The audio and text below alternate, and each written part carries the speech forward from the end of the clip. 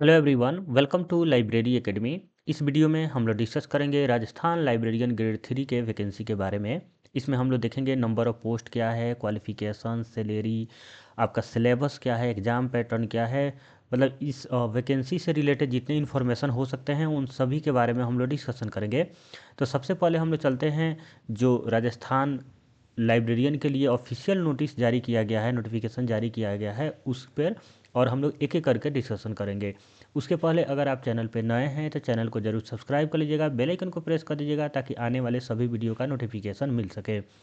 और दूसरी बात, अगर आप ये नोटिफिकेशन चाहते हैं डाउनलोड करना तो आप library academy dot in website जो है उस पर विजिट कर सकते हैं और वहाँ जो वैकेंसी का सेक्शन है उसमें देख सकते हैं और वहाँ से आप डाउनलोड कर सकते हैं। और अप्लाई करने के लिए, इस वैकेंसी को अप्लाई करने के लिए नीचे दिए गए डिस्क्रिप्शन लिंक में लिंक है, वहाँ पे आप क्लिक करके अप्लाई कर सकते हैं। तो सबसे पहले हम लोग देखते हैं ये वैकेंसी कौन जारी किया है। तो ये राजस्थान कर्मचारी चयन बोर्ड जयपुर ने इस वैकेंसी को जारी किया है। और जो राजस्थान में लाइब्रेरियन वैकेंसी आता है ग्रेड 2 ग्रेड 3, तो ये राजस्थान कर्मचारी चयन बोर्ड आयोग के द्वारा ही जारी किया जाता है। और ये जो वैकेंसी है ये परमानेंट पोस्ट है और टोटल नंबर ऑफ़ जो पोस्ट है वो है बहुत अच्छा नंबर ऑफ वैकेंसी है, 548 पोस्ट है। इसमें दो विभाग हैं, माध्यमिक शिक्षा विभाग और संस्कृत शिक्षा विभाग, और दोनों में वैकेंसी है। और आपको एक इन दोनों के लिए अलग अलग अप्लाई नहीं करना है, एक ही अप्लाई करना है एक ही बार, और वो दोनों आपके रैंक के अनुसार जो उनको मन करेगा आयोग को वो आपको वहाँ पे पोस्टिंग दे दी जाएगी। ऑनलाइन अप्लाई करना है और सभी आगे हम लोग एक करके देखेंगे कि क्या आपको कैसे अप्लाई करना है। तो ये रहा टोटल नंबर ऑफ़ वैकेंसी जो 548 है। दूसरे राज्य के बच्चे भी अप्लाई कर सकते हैं, आप बस भारत के किसी भी राज्य से हैं आप अप्लाई कर सकते हैं। बस आपको हिंदी लिखना और पढ़ना आना चाहिए। ठीक है, ये इन्होंने क्वालिफिकेशन में ये डाला हुआ है कि हिंदी और इंग्लिश, इंग्लिश नहीं, हिंदी लिखने और पढ़ना आना चाहिए। उसके बाद इसमें एग्ज़ाम होंगे। ऑनलाइन प्रक्रिया में आपको क्या करना है, सबसे पहले SSO, आप इस वेबसाइट पे ये वेबसाइट नीचे डिस्क्रिप्शन भी लिंक में डिस्क्रिप्शन बॉक्स में लिंक है, वहाँ पे जाके आप क्लिक करके सीधे जा सकते हैं। SSO राजस्थान .gov.in पे जाके आपको पोर्टल पे वो करना है, आपको रजिस्ट्रेशन करना है। और फिर आपको जाके ऑनलाइन पोर्टल जो है RSSB.rajasthan.gov, उसे अप्लाई करना है। आधार कार्ड पे जो आपका आधार नंबर होता है वो आप डालिएगा तो उस पर OTP आता है और इस तरह रजिस्ट्रेशन हो जाता है। सिंपल प्रक्रिया है, कोई बहुत टफ नहीं है। उसके बाद देखिए यहीं पे इन्होंने लिखा भी है पूरा प्रोसेस, आप एक बार आप पढ़ लीजिएगा तो आपको समझ में आ जाएगा। देखिएगा यहाँ आधार कार्ड का उपयोग करके आपको वन टाइम रजिस्ट्रेशन जनरेट करना होता है, वो OTP आता है और रजिस्ट्रेशन हो जाता है। तो रजिस्ट्रेशन की प्रक्रिया उतना मुश्किल नहीं है। कोई भी अगर आपको दिक्कत आता है तो इस नंबर पे, या मेल भी इन्होंने बेसिकली इन्होंने यहाँ पे मोबाइल नंबर हेल्पलाइन जारी किया है, उस पर आप संपर्क कर सकते हैं। तो ये रहा आपका कैसे आपको अप्लाई करना है। उसके बाद फ़ी की बात करें तो हम लोग को 600 फ़ी लगेगा अगर दूसरे राज्य के स्टूडेंट हैं और राजस्थान के स्टूडेंट हैं और वो समान वर्ग से हैं या क्रीमी लेयर श्रेणी के वर्ग से हैं या अति पिछड़ा वर्ग हैं लेकिन वो क्रीमी लेयर में हैं, तो उनको 600 रुपये देना होगा। लेकिन राजस्थान के हैं और नॉन क्रीमी लेयर हैं और अति पिछड़ा हैं तो उनके लिए 400 रुपया लगेंगे। अनुसूचित जनजाति, अनुसूचित जाति सबके लिए 400 है, और दिव्यांगजन के लिए 400 रुपया लगेंगे। तो 600 और 400 दो फ़ी है। उसके बाद हम लोग बात करते हैं ये वैकेंसी का, इन्होंने डिस्ट्रिक्ट वाइज दिया हुआ है कि किस डिस्ट्रिक्ट में कितना वैकेंसी है, तो उतना हम लोग को देखने की ज़रूरत नहीं है। ठीक है, उसके बाद जो डिटेल है वो मैं आपको ले चलता हूँ PDF में।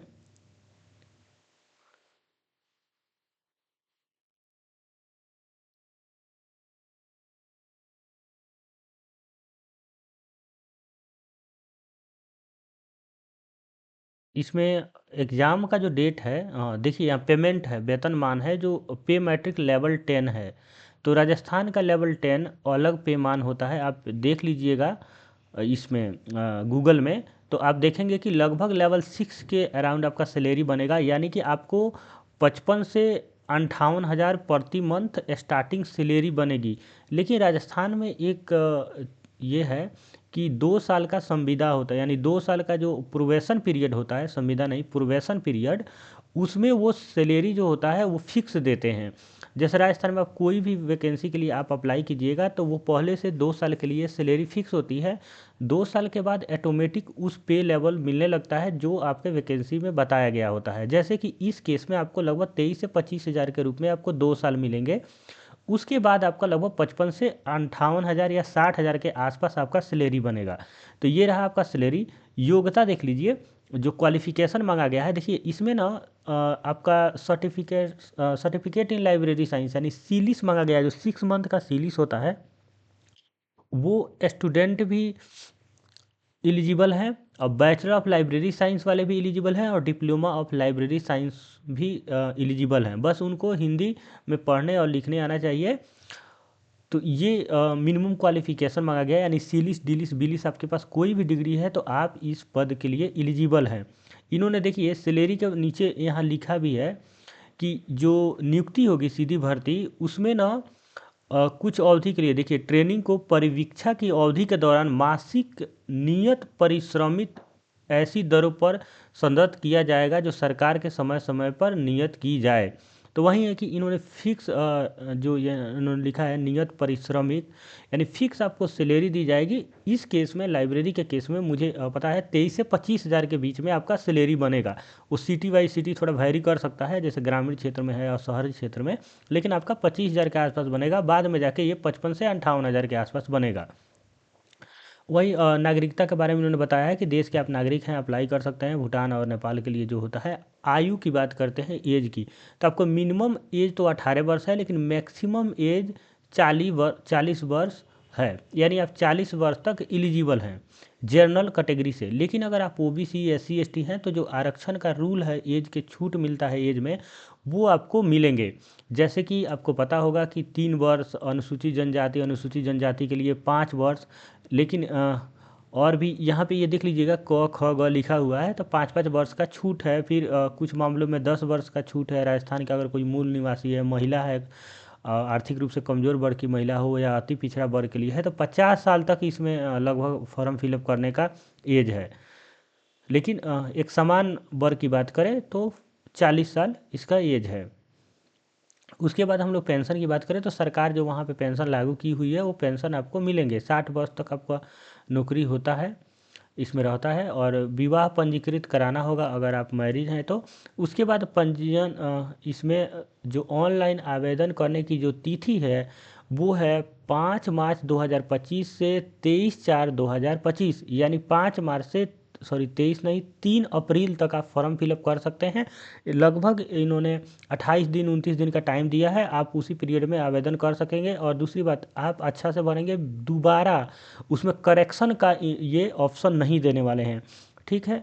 तो ये है। और जो एग्ज़ाम होंगे वो होंगे आपको कंप्यूटर बेस्ड होंगे, और वो 27/7/2025 को 2025 के एग्ज़ाम होंगे। यानी कि आपको पहले से ही जुलाई में एग्ज़ाम निर्धारित है, लास्ट जुलाई में, यानी 27 जुलाई को एग्ज़ाम होंगे और कंप्यूटर आधारित होंगे। उसके बाद हम लोग बात करें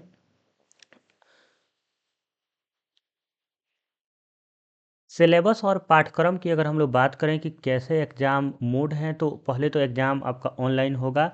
जो पेपर होंगे उसमें 2 पेपर होंगे, पेपर 1 और पेपर 2। और दोनों पेपर जो होंगे 400 मार्क्स के होंगे, 200 बोथ होंगे, यानी कि पेपर 1 200 का और पेपर 2 भी 200 का होगा। पेपर 1 2 आवर का होगा और उसमें 100 क्वेश्चन पूछे जाएंगे और 200 मार्क्स के पेपर होंगे। ये आपका जर्नल पेपर होंगे, जिसमें से आपको 40% मिनिमम क्वालिफाइंग नेचर है, यानी 40% आपको लेके आना होगा। और अगर आप राजस्थान से शेड्यूल कास्ट से हैं तो, या शेड्यूल ट्राइब्स हैं, तो आपको 35% मार्क्स मिनिमम लाना होगा। और इसमें जैसे क्या पूछे जाएंगे, geography, history, culture, general knowledge of Rajasthan, यानी राजस्थान का आपको ज्योग्राफी, हिस्ट्री, कल्चर और जनरल नॉलेज पढ़ना होगा। करंट अफेयर राजस्थान से रिलेटेड पढ़ने होंगे। और general knowledge of world and India and educational psychology, तो देख लीजिए साइकोलॉजी सब्जेक्ट है। और आपका जीएस है इंडिया का, जिसमें आपको पॉलिटी, हिस्ट्री, ज्योग्राफी आ जाएंगे। और करंट अफेयर राजस्थान का पढ़ना है, और राजस्थान का ज्योग्राफिकल, हिस्टोरिकल एंड कल्चरल, यानी वहाँ का पॉलिटी, हिस्ट्री और ज्योग्राफी तीनों चीज़ पढ़ना होगा, कल्चर भी। तो राजस्थान पे ये थोड़ा फोकस है सिलेबस, और आपको इसमें 40 मार्क्स मिनिमम लेके आना होगा। ये 200 के होंगे, और 200 का जो पेपर 2 है वो उसके लिए भी 2 आवर मिलेंगे आपको, 100 क्वेश्चन पूछे जाएंगे। ये सिलेबस का ना इंडिविजुअल मैंने PDF वेबसाइट पे डाला हुआ है, आप जाकर वहाँ से डाउनलोड करके प्रिंट आउट निकाल लीजिएगा, ताकि आपको फ्यूचर में हमेशा आपके पास रहे। मैंने पूरा PDF से ये सिलेबस जो है उसको मैंने निकाल के एक जगह कर दिया है। ये सिलेबस आप देख लीजिए, इसमें भी 40% मिनिमम मार्क्स है, लेकिन ये 40% मिनिमम है, सिर्फ क्वालिफाइंग नेचर है, लेकिन इसका मतलब ये नहीं है कि आपको 40% में सिलेक्शन होगा। आपको पूरा अच्छा नंबर लाना होगा। जितना आप अधिक नंबर लाएंगे उतना चांसेस आपके रहेंगे। तो देखिए इसमें ना universe of knowledge, structure and attribution, mode of formation of subject, different type of subject, universe of subject map, different scheme of classification. तो ये ना लिखा हुआ थोड़ा सा अजीब सा लगता है, लेकिन ये सिंपल मीनिंग इसका ये है फर्स्ट का, कि आपको क्लासिफिकेशन पढ़ लेना है, जैसे CC, DDC, UDC, ठीक है। और CC पर थोड़ा फोकस कीजिएगा, और फिर modes of formation of subject जो है अ, रंगनाथन जी ने दिया है, और आपको टूल्स के बारे में हम लोग पढ़ते हैं, फेज रिलेशन के बारे में, ये सब भी इसमें आपको पढ़ना होगा। डिफरेंट टाइप ऑफ सब्जेक्ट जैसे सिंपल, कंपाउंड या कॉम्प्लेक्स सब्जेक्ट वगैरह, तो ये चीज़ आपको पढ़ने होंगे।